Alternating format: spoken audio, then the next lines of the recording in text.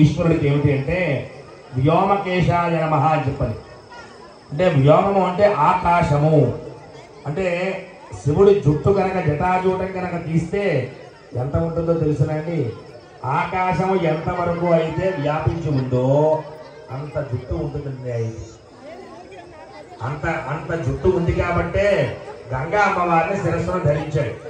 అంటే చాలా మంది ఏమనుకుంటారంటే గంగమ్మ కూడా ఆయనకి ఏదో భార్య అనుకుంటారు, కానీ కాదు.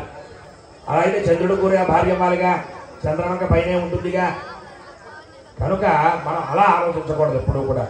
ఆయన యొక్క శక్తి, ఆయన స్థాయి, మనం అందరం కూడా పంచవికారాలకి లోబడి ఉంటాం. మనం ఎప్పుడూ కూడా ఆ పంచవికారాలు అంటే మనం పుట్టినప్పుడు ఒక రకంగా ఉన్నాము, ఒక 10 ఏళ్ళు వచ్చాక ఒక రకంగా ఉన్నాము, 25 ఏళ్ళు వచ్చాక ఒక రకంగా ఉన్నాము.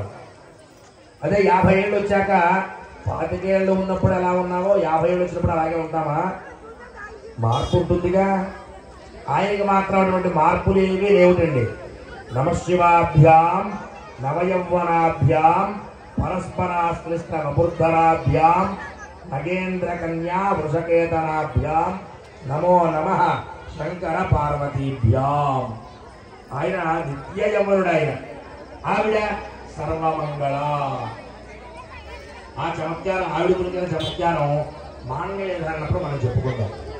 సరే, మొత్తానికి సప్తఋషులు వెళ్ళి అడిగారు.